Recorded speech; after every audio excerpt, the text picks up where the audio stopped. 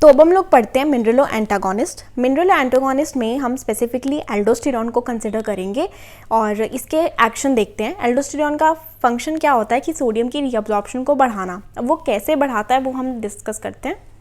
ये एल्डोस्टेरॉन है, ये आया, ये एमआर के साथ जाकर जुड़ गया और इसने एक कॉम्प्लेक्स बना लिया। एमआर का मतलब है मिनरलोकॉर्टिकॉइड रिसेप्टर। अब एल्डोस्टेरॉन और मिनरलोकॉर्टिकॉइड का जो रिसेप्टर है उसने क्या किया, वो एंट्री ले ली उसने न्यूक्लियस के अंदर। न्यूक्लियस के बाद उसने क्या करवाया, एमआरएनए बनवाया अपनी पसंद का, जो कि क्या बनाएगा, जो कि बनाएगा aldosterone induced proteins. Aldosterone induced protein के अब यहाँ पे आपको जो एरोज दिख रहे हैं, these are the 8 functions which it does. तो पहला फंक्शन है that is activation of membrane bound sodium channels. ये जो सोडियम चैनल्स हैं ये वाले, इनको एक्टिवेट करता है।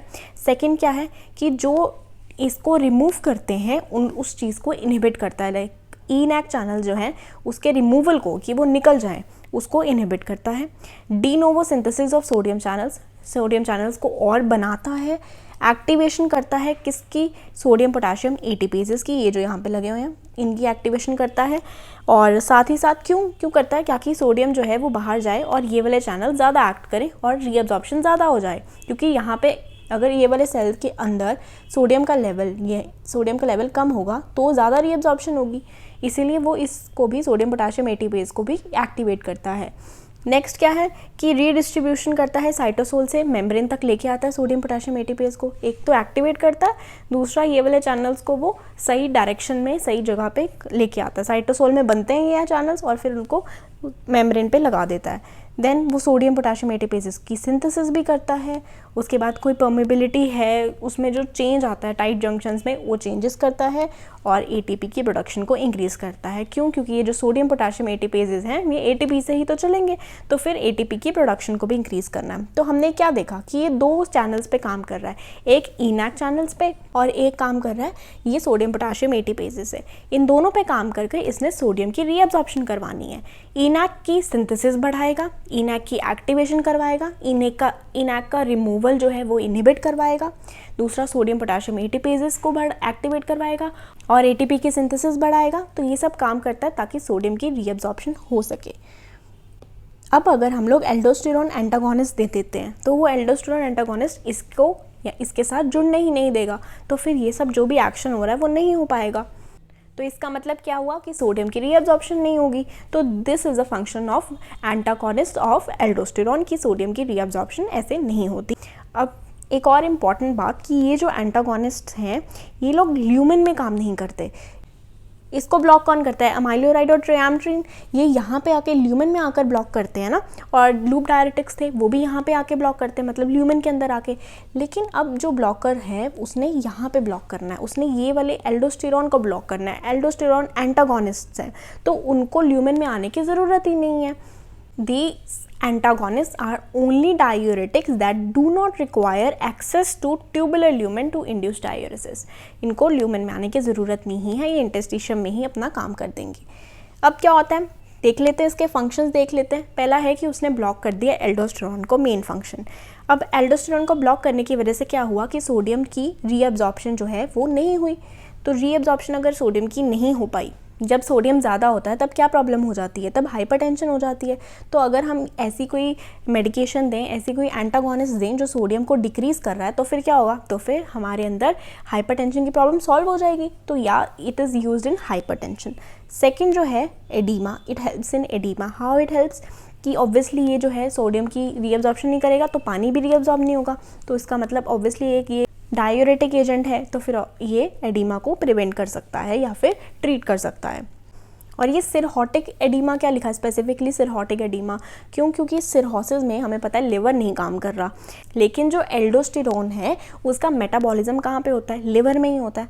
तो अब अगर बाई चांस क्या हुआ कि एल्डोस्टेरॉन का लेवल जो है वो बहुत इंक्रीज़ हो गया, अब लिवर भी नहीं है इस केस में, एल्डोस्टेरॉन भी इंक्रीज़ हो गया और लिवर भी डैमेज्ड है बिकॉज ऑफ सिरहोसिस। तो अब क्या होगा, डबल एक्शन होगा कि वो मेटाबोलाइज ही नहीं हो पा रहा और एल्डोस्टेरॉन बढ़ रहा है। तो उस केस में हम लोग ये वाली मिनरलोकॉर्टिकॉइड एंटागोनिस्ट दे सकते हैं जो कि एल्डोस्टेरॉन को ब्लॉक कर सके। तो that will be helpful in cirrhotic edema because in cirrhosis aldosterone is not metabolised. Next जो है last that is hypokalemia. Hypokalemia कैसे ट्रीट करता है ये, क्योंकि हमने क्या पढ़ रहे हैं, ये मिनरलोकॉर्टिकॉइड एंटागोनिस्ट, हमने मेन हेडिंग क्या की थी कि ये पोटाशियम स्पेयरिंग है, पोटाशियम को स्पेयर करते हैं। क्यों स्पेयर करते हैं, हमने बोला कि सोडियम की जब रीएब्जॉर्प्शन होती है तो पोटाशियम की सिक्रीशन होती है, राइट। तो अगर सोडियम की रीएब्जॉर्प्शन नहीं होगी तो पोटाशियम की सिक्रीशन कैसे होगी। यहाँ पे हमने बोला था ना कि ये जो सोडियम है ये एंट्री लेगा और पोटाशियम एग्जिट करेगा, प्रोटॉन एग्जिट करेंगे, लेकिन यहाँ पे सोडियम एंट्री नहीं ले रहा बिकॉज इनैक को हम एल्डोस्टेरॉन एक्टिवेट करता है। अब एल्डोस्टेरॉन काम नहीं कर रहा तो इनैक काम नहीं करेंगे, तो सोडियम अंदर नहीं आएगा, तो उसकी वजह से बाहर नेगेटिव नहीं पोटेंशियल बनेगा, उसकी वजह से पोटाशियम नहीं बाहर आएगा, तो अंदर पोटाशियम की अमाउंट ज़्यादा हो जाएगी, तो हाइपरकेलीमिया हो जाएगा। तो हाइपोकेलीमिया मतलब बॉडी के अंदर अगर पोटाशियम की कमी है तो अगर ये वाली ड्रग लें तो वो ठीक हो जाएगा, उसमें पोटाशियम की कमी नहीं होगी। अब नेक्स्ट जो है that is chronic CHF। Chronic CHF में दैट इज़ वेंट्रिकुलर रीमॉडलिंग हो जाती है। CHF is congestive heart failure. Ventricular remodelling होता है जैसे फाइब्रोसिस हो गया, या मतलब जो चेंजेस, पैथोलॉजिकल चेंजेस आ गए हमारी मायोकार्डियल सेल्स में, वो उनकी कॉन्ट्रैक्टिलिटी लॉस होनी शुरू हो जाती है। ये सब क्यों होता है, ये जो एल्डोस्टेरॉन का लेवल जब बहुत इंक्रीज़ होता है ना क्रोनिकली, तो फिर एल्डोस्टेरॉन और रेनिन के लेवल के इंक्रीज़ होने की वजह से वेंट्रिकुलर रीमॉडलिंग हो जाती है। तो जब हम लोग इनको ब्लॉक कर देते हैं एल्डोस्टेरॉन को, तो फिर ये क्योर हो सकता है। ड्रग इंटरैक्शन में क्या हुआ कि हमें ये वाली जो स्पाइरोनोलेक्टोन है जो कि एक एंटागोनिस्ट है एल्डोस्टेरॉन की, उसको हमें AC इनहिबिटर्स के साथ नहीं कंबाइन करना चाहिए। AC क्या है, ये एंजियोटेंसिन का कन्वर्टिंग एंजाइम है, इसको इनहिबिट करेंगे तो क्या नहीं फॉर्म होगा, रेनिन नहीं फॉर्म होगा। रेनिन नहीं फॉर्म होगा तो ये क्या करता है कॉज, ये हाइपरकेलीमिया ही कॉज करता है AC इनहिबिटर, ये इसका ADR है, और स्पाइरोनोलेक्टोन का भी ADR हाइपरकेलीमिया ही है। अगर दोनों हम लोग हाइपरकेलीमिया वाले लेंगे तो प्रॉब्लम हो जाएगी, क्योंकि अगर हम AC को इनहिबिट कर देंगे तो क्या नहीं बनेगा, एक तो रेनिन नहीं बनेगा, दूसरा एल्डोस्टेरॉन नहीं बनेगा। और यहाँ पे भी एल्डोस्टेरॉन की कमी कर दी, स्पाइरोनोलेक्टोन में भी हमने ब्लॉक कर दिया, किडनी में ब्लॉक कर दिया और ओवरऑल भी कम कर दिया, तो फिर क्या होगा, तो फिर हाइपरकेलीमिया होने के चांसेस बढ़ जाते हैं। तो इस केस में हम लोग इन दोनों को कंबाइन नहीं करते। मेन यूज़ जो हमने नहीं पढ़ा that is corn syndrome. Corn syndrome में हम लोग ये यूज़ करते हैं, 3 कंडीशन से बना हुआ है syndrome, that is hypertension, hypokalemia and metabolic alkalosis. तो हमें क्या पता है कि हाइपरटेंशन ये क्योर कर देता है हमारा। हाइपरटेंशन और हाइपोकेलीमिया को ये कैसे कर सकता है, क्योंकि ये जो हमारा एल्डोस्टेरॉन एंटागोनिस्ट हैं ये एक तो हाइपरकेलीमिया कॉज करेंगे एज एन ADR, और साथ में ये हाइपोटेंशन भी कर देंगे क्योंकि सोडियम जो है वो एक्सक्रीट आउट हो जाएगा। साथ में ये मेटाबॉलिक एसिडोसिस कर सकते हैं। क्यों, क्योंकि हमने पढ़ा था कि सोडियम की एंट्री नहीं हम करवा रहे, यही कर रहे हैं ना एंटागोनिस्ट, सोडियम की एंट्री नहीं होने दे रहे। अब एंट्री नहीं होगी तो पोटाशियम बाहर नहीं जाएगा और साथ ही साथ प्रोटॉन बाहर नहीं जाएगा, तो प्रोटॉन और पोटाशियम का लेवल इंक्रीज़ हो जाएगा। तो प्रोटॉन का लेवल जब इंक्रीज़ होगा वो क्या करेगा, एसिडोसिस करेगा, तो फिर मेटाबॉलिक एल्कलोसिस में इट कैन हेल्प। एक तो हमने कर लिया कि वो एल्डोस्टेरॉन के रिसेप्टर्स को ब्लॉक करता है, दूसरा वो क्या काम करता है, ब्लॉक्स एंड्रोजन रिसेप्टर्स ऑल्सो।